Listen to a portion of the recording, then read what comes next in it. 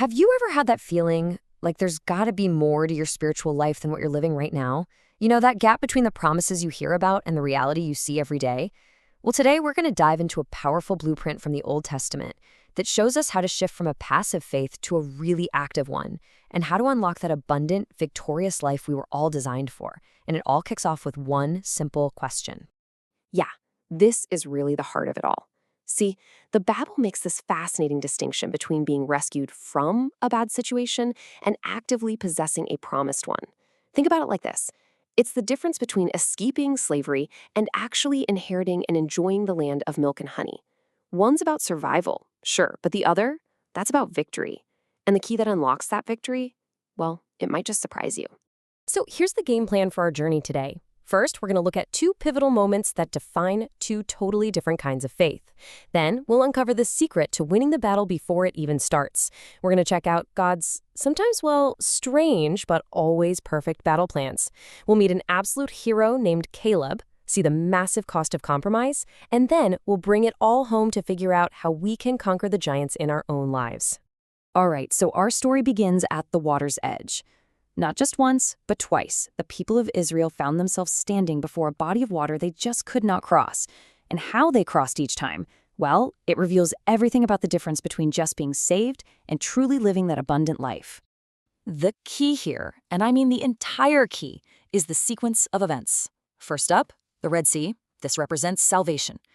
God moves first. He splits the waters with this incredible miracle, and all the people have to do is just walk through on dry land. It's all him, a total gift. But then when they get to the Jordan River, the gateway to the Promised Land, that abundant life we're talking about, the rules change. God tells them, nope, this time you step into the raging river first, and then I'll part the waters. And you can see it so clearly here. On the left, that's salvation. It's a rescue mission. God does all the heavy lifting. But on the right, that's the beginning of conquest. That is active faith. It's a partnership that requires us, you and me, to take a step of courage into the flood, trusting that God is going to meet our obedience with his power. And that right there, that's the first big principle of our blueprint. This abundant life, it demands that we get in the game. Okay, so they've crossed the Jordan, they're officially in enemy territory, and the massive fortified city of Jericho is staring them down. The logical next step is to attack, right? Wrong. See, God's blueprint says the most important battle isn't the one out there in front of you. It's the one you have to win inside yourself first. So before a single arrow could fly, God had them take three crucial internal steps. First, establish identity. They had to go through these ancient rituals that reminded them, hey, you are no longer slaves. You are my redeemed people. Second, and this is huge, acknowledge the commander. God shows up not as a sidekick, but as the supreme commander of the army. And only then, only after those two things were settled, were they ready for step 3, engage the enemy. You know, this is such a critical mind shift. It's so easy to see God as our co-pilot, right? Someone to help us achieve our plans, our goals. But for true victory, the hierarchy has to be crystal clear. He's the commander, we are the soldiers. It's not about getting God on our side, it's about making sure we are on his. Victory is just what happens when we submit to the right authority. So now, with their hearts right and their minds set, it's finally time to fight. And the next two battles they face, at the city of Jericho and then a small town called Ai, they become these perfect case studies for how this whole blueprint works. One is a story of just stunning victory, and the other, a humiliating defeat. I mean, just look at the contrast here. For Jericho, God's plan was bizarre. Just march around the city silently for 6 days and then shout on the 7th. From a military perspective, it's totally absurd. But because they followed it with total obedience, they got a complete, miraculous victory. Then comes Ai, a much smaller, weaker city. But because of one person's secret disobedience, the entire army suffered a shocking, humiliating defeat. So what's the bottom line? It's this. The deciding factor for victory isn't the strength of your enemy. It's the state of your heart. It's not about having a smarter strategy. It's about having total, radical obedience to God's strategy, no matter how weird it seems. Your obedience is more powerful than any obstacle you'll ever face. Now, let's zoom in on the one man who just seemed to get this principle his whole life, Caleb. 40 years before this, he was one of only 2 guys who believed they could take the promised land. Now, as an old man, he's about to show everybody what a lifetime of active faith really looks like. Oh, I just love this part. While everyone else is looking for a nice, quiet place to settle down, 85-year-old Caleb steps up and says, "You see that mountain over there? Yeah, the one with the huge fortified cities and literal giants living on it? Give me that one." He didn't want the easy path. He wanted the inheritance God had promised him 4 decades earlier, and he was still ready to fight for it. Just listen to this declaration of faith. He's not banking on his age or his own abilities. He's relying on God's promise that never, ever changes.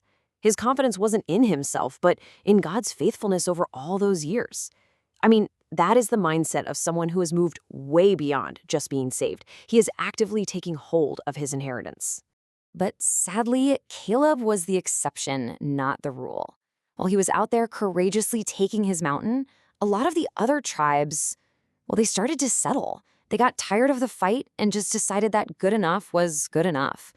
And this is where the blueprint gives us a really serious warning. You see this haunting phrase repeated over and over in the text, "They did not drive them out." Instead, they made treaties. They put their enemies to work for them. They basically decided to just coexist. It probably seemed like the practical thing to do, but it was a compromise, a failure to fully obey God. They settled for a partial victory, and they had no idea it was going to lead to a total disaster down the road. And this image says it all. A shared land eventually meant a shared fate. The threats they allowed to stick around didn't just stay put. They grew. They became traps, thorns in their side, and eventually they corrupted the entire nation from the inside out. The lesson for us is crystal clear. You can't make peace with the very things God told you to conquer. So what does this ancient story about rivers and battles and land have to do with us, right here, right now? Oh, absolutely everything. This whole story is a physical picture of a spiritual reality that every single one of us faces. It's time to bring this blueprint home.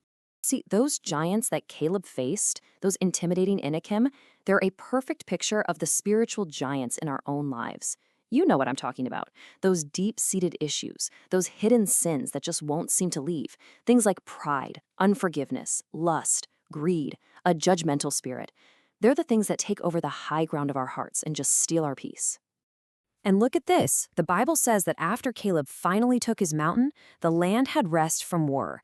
And isn't that what we're all looking for? An inner life that has rest from war? But that rest doesn't come from ignoring our giants or trying to make a treaty with them. Real, lasting spiritual peace only comes when, just like Caleb, we decide to face them head-on and by God's power, drive them out for good. So we end where we began, with a question. This blueprint isn't just a history lesson, it's a personal invitation for you. It's an invitation to identify the high mountain in your own life, to put a name to the giants that are robbing you of your inheritance of peace and victory. So the final thought I want to leave you with is this. Which of these giants live on your mountain, and are you ready to finally step into the water and start the fight?